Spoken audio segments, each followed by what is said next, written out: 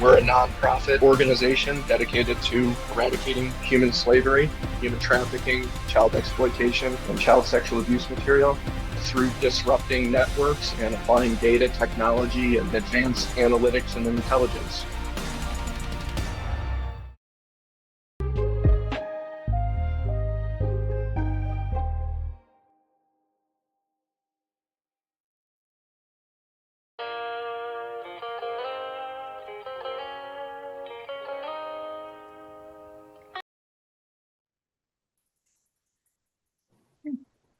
Hello, everyone, and welcome to today's panel on bank-led efforts around anti-human trafficking and CSAM. My name is Kristen Winsky. I'll be your moderator today, and I'd like to give you a little bit of a brief overview of what we'll be covering, and then have the panelists introduce themselves, and then we'll go ahead and jump right in. I'm very excited to be here. I'm honored to be here to talk about this very serious and very important topic that affects our society. And I just want to start by saying that banks have always been at the forefront of following the money. And those of us who are here on the panel today, and probably many of you watching, are in the compliance space. And I know that, this is near and dear to our heart because those of us involved in this compliance space usually make it a mission to ensure that instituting programs within the places where we work are not just compliant with laws and regulations, but they're actually effective and try to focus on identifying and reporting the most egregious of the activity, of which we're going to talk about here today. Right. Human trafficking and CSAM are notoriously difficult to detect, attribute, report. And it's always at the top of our minds of how can we do better? How can we make a difference? And for obvious reasons, this is a topic that really lights our fire. Right. And we're all excited to be here today. I know everybody is proud of what they've done in the space, and we also know that there's a lot more left to do. And a lot of that continuous effort comes from information sharing and collaboration between us as an industry. And so what we'd like to spend our time talking about today is information share around current efforts that some of our institutions are involved in today, how they've evolved. And I've had the pleasure of talking with this group and hearing some of their more recent efforts. And I'm excited for everybody here to be able to share that with you all listening today. So without further ado, I'd like the esteemed panelists to introduce themselves. Freddie, why don't we start with you? Could you give us a brief introduction and tell us about your role in your organization? Absolutely. Good afternoon or morning, everyone, depending on where you're dialing in from. My name is Freddie Massimi with Truist Bank's Fraud and Transaction Services, which I cover the digital fraud groups. And I'm also ATII's volunteer program lead for the Intelligence Report and Adverse Media Report program. Steve? Yes, I'm Steve Zinger from PNC Bank, and I work in what's called the Risk Targeting Group. It's a group that works with the model development teams as well as our data science groups. I've been with PNC in the AML function since about 2011 and have been working in this industry since way back in 1998 in the fraud capacity on all the way through to AML today. And our group does quite a bit of work with development and maintaining of human trafficking scenarios with various typologies. Wonderful. Thank you. Sarah? Good afternoon, Sarah Gazrowski. I work with Associated Bank. I'm the Director of Investigations. Also been doing it since about 1998, and I'm responsible to help investigate and then ultimately report human trafficking. Wonderful. And last but certainly not least, Georgie. Thanks, Kristen. Hi, everybody. My name is Georgie Castema. I'm a Senior Vice President and the BSA Officer for MidFirst Bank. We're about a $37 billion privately owned mid-sized bank headquartered in Oklahoma City, Oklahoma. I oversee MidFirst Financial Crimes Department, which encompasses both anti-money laundering and fraud risk management. And I've been working in the AML space for about 19 years now. Wonderful. we have a wonderful span of expertise across compliance programs here today to give their insights. And just from my perspective, I work in financial crime compliance consulting, helping institutions design or remediate as necessary their programs. And I'm absolutely delighted we have such a great span of expertise across compliance areas today. Historically, I think from my perspective, where we see a lot of the focus, importantly and rightfully, on specifically monitoring scenarios, right? And monitoring programs and making sure that we're covering off on human trafficking and CSAM typologies within our transaction monitoring programs and doing a coverage assessment there. And while it is critical and important to do that, it's certainly not the only area where you can use to make a dent in human trafficking and CSAM across your program, right? And I think we're seeing some of that, some of those efforts expand across compliance programs. And we know that, training and knowledge is a critical component of this. And I think we're seeing banks also realize that there are additional ways besides just monitoring and reporting that you can actually make a difference. So I was wondering, Freddie, I know you've been making some efforts in this space. Can you talk a little bit about your efforts to train staff internally, as well as some of the community outreach you've had to educate others outside of your institution? Absolutely. And I'll start that just by working at a bank, you can help end human trafficking. But first, what I wanted to go over with you guys today is we need to understand the signs and what to look for. Just a few examples. Large cash deposits in multiple cities that are not close to each other. The deposits are primarily made outside to avoid a teller by using an ATM. Accounts that have immediate withdrawals from other towns, mostly by electronic fund transfers, which are indicative of a funnel account. Some examples of this are late night or early morning spending on transportation. So, your Lyft, your Uber, you're not going to see a lot of public transportation because they want that control. They want to make sure where these individuals are being dropped off of. Multiple lodging expenses, which indicates a lot of rooms rented.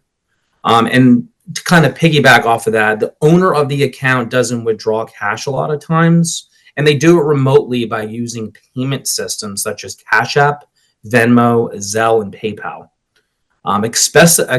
Excessive spending on lingerie, makeup, or other personal services is noted. So when you are doing your transactional reviews and you see something like Sally Beauty Supply, Victoria's Secret, Ulta, a lot of stuff that just doesn't make sense for that business or that individual. And one thing to really pinpoint are those multiple cell phone account payments, which indicates potential control of workers with only capable of calling certain numbers. Frequent payments to add funds to inmate accounts. So if you see, Department of Corrections, gift cards, phone cards of that nature, and payments on cheap online ads and the lack of living expenses. Kristen, you said you want me to go over the community outreach portion as well. Yeah, I'll pause you there for a minute though, because I wanna focus on how that's how holistic that is. It is a little bit different than or evolved, I'd say, from some of the industry guidance over the last number of years, where a lot of the red flag typologies are really focused on looking for behavioral aspects of people coming into a branch. Right. And we've moved into the online banking space where people are coming to ATMs instead. And so you're still looking for those behavioral techniques, but at an ATM. But there are still identifiers within monitoring that activity that you can pick up on. You just have to be a good investigator because it's holistic, right? Like taking an Uber at 2 a.m. is not indicative of human trafficking. But if you look at it in a pattern of all this other information, you have to be able to put that together.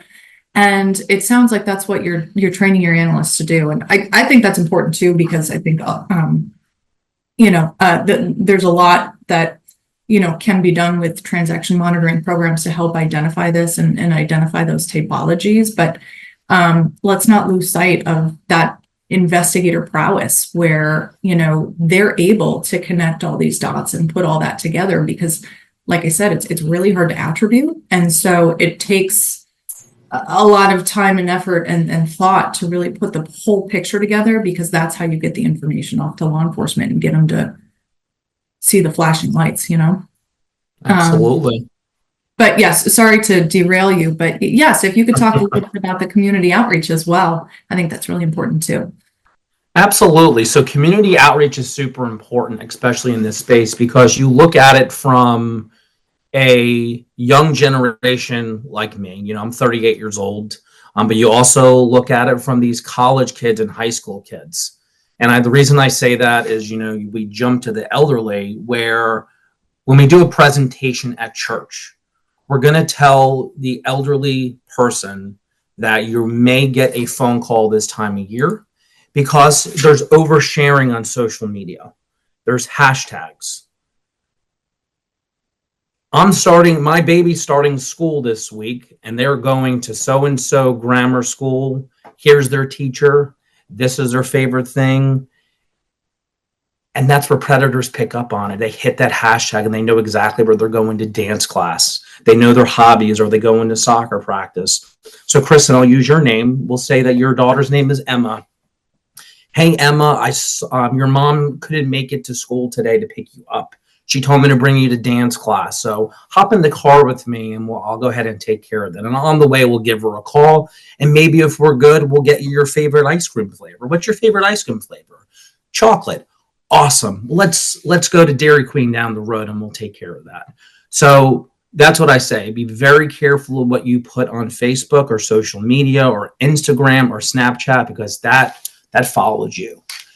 From an elderly standpoint, the person in need scams, what's happening is your grandparents are getting phone calls. Hey, grandma, this is your favorite grandson. Oh, hey, Freddie, how are you today? I'm in jail right now. I need you to bail me out. I need you to go get cash out. But what's going to happen is that the bail's bondman is going to just pick it up off your porch. So that's why it's super important. Why I tell people, hang up the phone call if it's too good to be true, and call your grandson or your granddaughter. Make sure you're really speaking to them. And finally, for these college kids and parents that have kids going back to school right now, just make sure you're being diligent, just educating them before school, you know, look after those dangers. Hey, don't apply for a grant online. Don't apply for something that if you get a check in the mail that tells you to put funds in your account, that those funds are actually legitimate. Make sure they sit in your account for a while before you spend it right away. So that outreach is super important. Yeah, and I think getting out in the community really makes a big difference, because sometimes, you know, us having these conversations around the dinner table with our friends and family, I don't know about you all, but sometimes I feel like a crazy conspiracy theorist when I tell people about posting the my favorite this, and because everybody loves them, right? But when the information starts to come from an authority figure of, you know, we're coming from a place where we see these typologies and we know what happens, and we know that it doesn't matter that you're set to private, right? That really makes a difference to be able to hear it from someone else. And for kids, especially, hearing it from someone other than your parent, I think sometimes makes a difference too. Absolutely. So yeah, I think that's a great example of ways that, you know, you can get out there outside of your monitoring program and protect your customers in that way. So that's wonderful. Now, not to ignore how we're able to use data in the background to try to identify some of these large scale typologies. How do we find the patterns in the first place?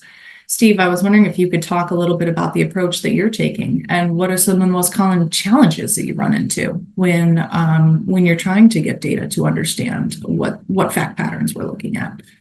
Yeah, that's great. So Freddie began by talking about activity that can be seen on accounts, and the types of things like after hours transactions or late time cash or lack of certain types of activity on accounts that you'd expect, or maybe other things.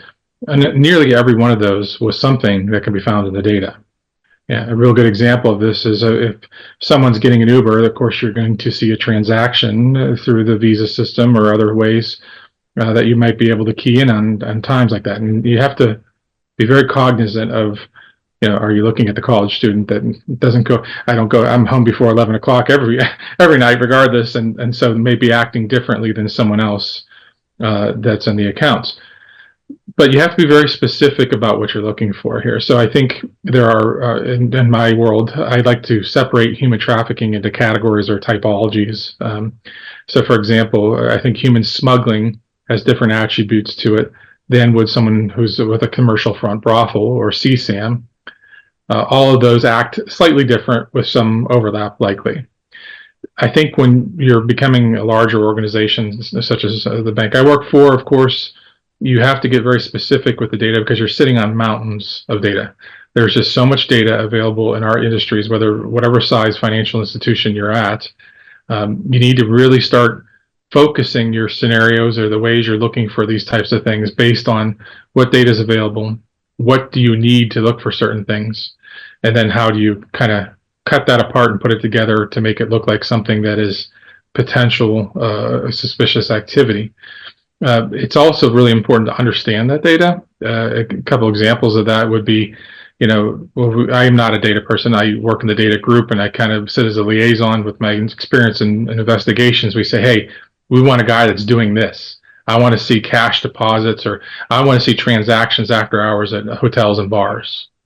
And the data person may come back with some instances of transactions, and some of the times when we're looking through this, we've noticed that there are actually settlement transactions that are the time that the posting transaction happens. And you have to go back and make sure that the data person understands, no, I want that transaction time that the card was swiped or the transaction actually went through.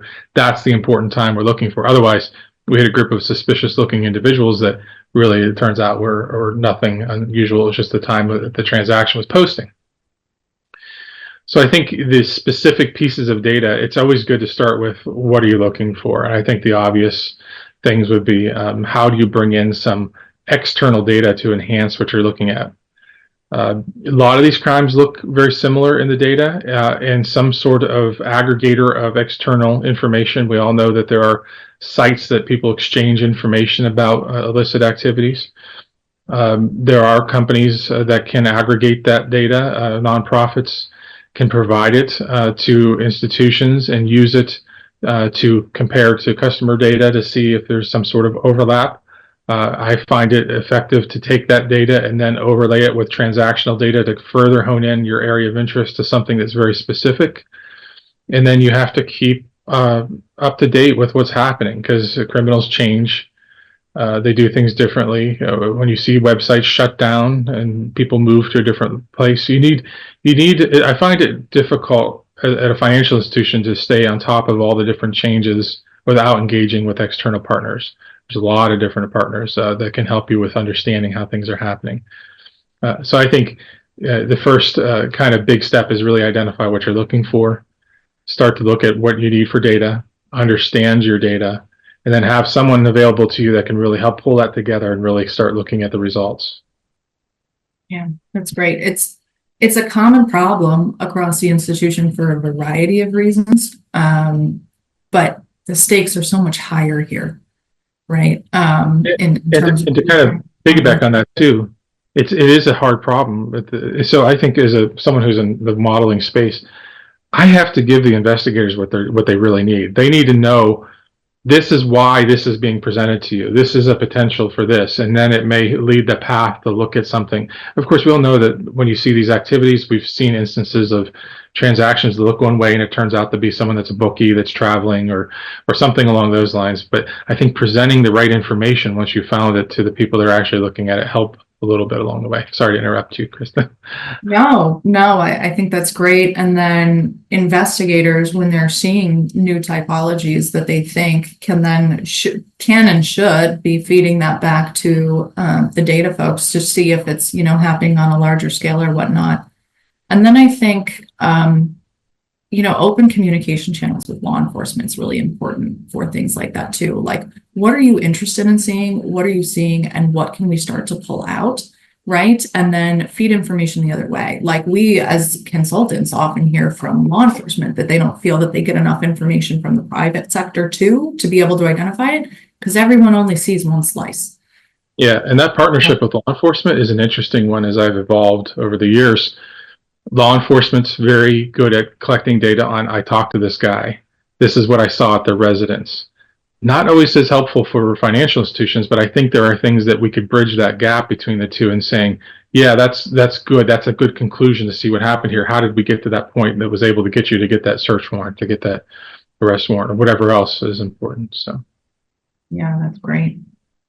And while we're on the topic of evolving typologies, I think, over the years, we've seen an increasing intersection between what we see in the human trafficking space with fraud typologies and how those are used. I know ATII is going to have other panels on financial grooming and what is colloquially known as pig butchering, which is a very ugly term. But we see that intersection with the fraud schemes. And Sarah, I was wondering if there's anything that you want to shed some color on as to what typologies you're learning about and what you're trying to guard against.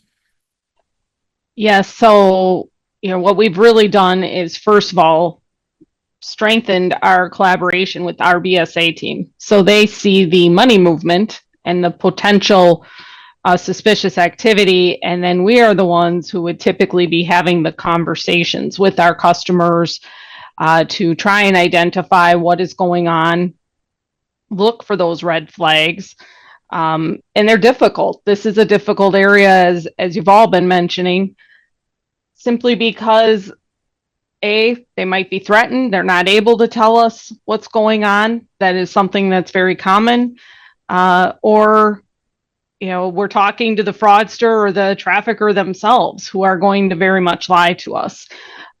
So that's why the partnership between the two teams is so critical, because that money movement and everything Steve was just saying is so true. And then we have the opportunity to be able to take that further, develop a full investigation, provide all those details that we were just talking about that would be helpful to law enforcement. And that's really one of the things we focus in on, is our partnership with law enforcement, writing narratives that are valuable to them, and again, putting together a complete package so that they are able to pick it up from us and then go and use their power, because they can dig further, to hopefully identify the ring or the activity that's happening. Yeah, and that's so important. I think one of the big challenges we still face as an industry is, all too often we see the fraud groups and the AML groups siloed or not communicating with each other. And that just can't be the case anymore. There's too much of an intersection. There's too much overlap. And really, I think, we're seeing now with the typologies, right? When you're working to identify and prevent fraud, you're not only are you helping, your customer protect their funds, from $2,000 to their life savings, but you could very well and very frequently be reporting on something where the fraudster on the other end of the phone is in fact trafficked themselves. And you could give information to law enforcement that's incredibly valuable that you'll never even know the other side of, right? And I think, it's difficult, I think, for people to make that connection in your head, but it's got such wider implications than maybe what you see in your day-to-day. It's so true. And one of the things we're starting to see too is an intersection between, say, human trafficking and labor trafficking, and they're starting to mingle. The stories often international, where the traffickers themselves are forcing victims, human trafficking victims, to make these calls. And they are the ones who are actually perpetrating scams against their will. And so now it's becoming even more of a tangled web. And so, to help, again, it's all about identification and information, the details you can provide. And we know for sure some of our cases have led to prosecution and charges. And when investigators see that that is the end result of their hard work, it really does motivate them. So, that's why it's so important that we go back and let them know when that happens and keep that relationship open with law enforcement. So you do get to see the other side and know that what you do every day matters. Yeah, absolutely. I mean, it's so empowering and so uplifting. Like I said, it's why a lot of us come to work every day, and it goes back to what I was saying in the beginning. We're all vested in making sure that we're identifying the highest risk stuff. And sometimes in our day-to-day jobs, it's a little bit easy to get lost in the weeds of, oh, I reported on this, or I had this data issue or this regulatory issue, whatever. And when you find it and detect it, it really is like an aha moment, like, oh yeah, this is why we do this, and it's so important. It's very easy to fall into the trap of thinking you're checking a box to meet a regulatory requirement. And so to know that it is much bigger than that is huge. Yeah. And, a lot of places have extremely large compliance departments with mountains and mountains of data. Steve, as you said, not every place is that way. There are a lot of small to mid-sized banks out there, and you can make they make differences too, and they're working just as hard. And Georgie, I was wondering if you could talk about some of those efforts. Yeah, absolutely. And thank you for that. So yeah, we're not a truist, we're not a PNC. We don't have the same level of budgets and resources and technology, and probably not near as much data as Steve has to work with on a daily basis. We like all mid-sized banks, we have a transaction monitoring system, much like what you mentioned at the beginning, Kristen, that we really rely on to help monitor and identify these typologies. Many of those systems do a really good job, particularly in the human trafficking space, to identify red flags and draw activity to our attention. But I do think we often rely a little too heavily on them to do all of the monitoring for us. Transaction monitoring systems are not perfect. They don't cover every typology. CSAM, I think, is a really good example of an area that many of these systems don't cover a whole lot today. They don't have targeted rules. So even though mid-sized banks are a lot smaller than the big banks, doesn't mean that we're immune to these types of crimes. We might not have the same budgets and resources. It doesn't mean that we can't get creative and use our data to help detect this type of activity outside our transaction monitoring system. And then ultimately partner with our transaction monitoring system vendors to hopefully help create some rules to better detect the activity going forward. So in fact, and Steve, you correct me if I'm wrong here, but in comparison to how much data you work with and how many numbers of systems that you probably work with on a daily basis, I would maybe argue it's actually easier for a smaller institution to be able to do some of this analysis, because the reality is we're just dealing with smaller data sets and fewer systems to have to pull information out of. So I think that there's absolutely things that we can do. A few years ago, we had the honor of working with the Noble and Red Compass and several other banks to really work together and share knowledge and discuss red flags associated with child exploitation specifically. We performed research within our own institutions and really just shared information on red flags that we could then take back. A lot of them were included. Freddie mentioned some great ones to begin with, and a lot of them were mentioned in the 2021 FinCEN advisory. And we really took that back to our institutions just to provide more education and awareness on the topic, and really helped internally just to our employees identify and understand how they can identify this type of activity, especially because it probably wouldn't come from a very targeted alert or rule within our system. And sometimes with that, you're looking at very small dollar amounts, right? Absolutely. Monitoring systems have a lot of trouble with that because you're not looking for the high dollar amounts or the big round dollars. So true. So true. Yeah. Wonderful insights, everybody, today. I think I would like to ask, as we move forward, if there's any advice that you could give on a takeaway that you think the audience could use, and maybe something that they could implement in the next 6 months or so, or a theme to keep in their back of their mind as they're either growing within their compliance program or running a compliance program, right? What might that advice be? Maybe I could start on that. I would say start the conversation. If that's the first step, is having that agreement, that discussion. If you're not part of the same group as the AML group, or if you're part of the AML group and you have a different group of investigators than where you sit, or maybe you're part of that, start that conversation. These are such unique, niche kind of ways to look at investigations as compared to someone who's just moving a lot of cash through their accounts, for example, in the AML perspective.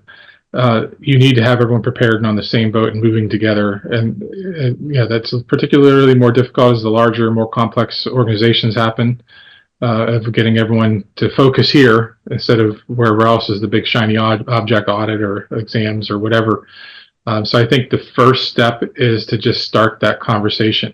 And then the second step is acknowledge that you're not going to get it right away. But a step forward is a step forward. And that's the important piece, is do something. It's not okay to say, oh, it's going to be hard, I'm not going to do that. Do something. And I think those conversations can be with outside parties too, right? You mentioned the importance of bringing in external data, but there's groups like ATII and others like the Noble Group who specialize in knowing some of this, and this can really enhance your training programs. And change starts from within. And quite frankly, you've got the regulatory wind at your back with Right. this being a national priority, right? So no regulator is going to slap your hand for this for sure. Right. But it's complex and it's in depth, and there's a lot to be learned. Yeah, and Kristen, maybe I can jump on top of that just from a regulatory perspective. When I look at the Anti-Money Laundering Act of 2020, AMLA, to me, essentially, that's encouraging banks to innovate, to leverage technology, be more effective at combating financial crime. So I think my encouragement would be very much in line with Steve's, of do something, but don't be afraid to innovate. Don't be afraid to use your data and try to better detect illicit activity. You never know what you might find.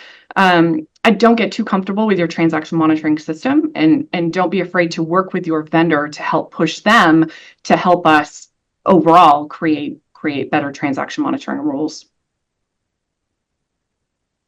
Absolutely, yeah. And if I can join in on what Georgie and Steve said, if you guys don't mind. So from a training standpoint, the takeaway is this. Look outside the box. Think critically. Don't have tunnel vision just to say, oh, well, that's in a high geographical area. So that has to be human trafficking. So I say that is, if there's multiple people on an account with an unknown correlation and relationship to each other, keep digging. Was the account open online that's out of your footprint? For example, Truist is mostly on the East Coast. Why is somebody opening an account in California and Las Vegas? The time from the original deposit and the first withdrawal. Early detection and prevention for transaction monitoring is also really important. However, I'm going to go with Georgie said, get that manual data, get that ad hoc report that you can go ahead and filter down if there's something in common, that link analysis. The best thing about human trafficking, I'll say, is that when the filing a SAR, you don't need a dollar threshold to file a SAR. If something looks suspicious, you can file it. And if not many people know those thresholds, it's $5,000 for a suspect and $25,000 for a victim or no suspect. And information sharing by collaborating with other banks at 314B process is crucial, as well as law enforcement, and having the mindset of see something, say something. Don't be afraid to report it. Because if you don't report it, personally, me, I would always have that gut feeling like, oh my God, did something happen to them? So at least if you say something, you can have someone look at it in other eyes.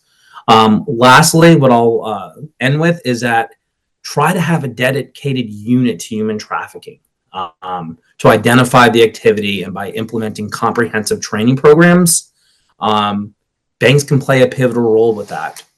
And with this, we can go ahead and combat that global issue of human trafficking. Yeah, that's really, really great advice. And I think I just want to make a comment too.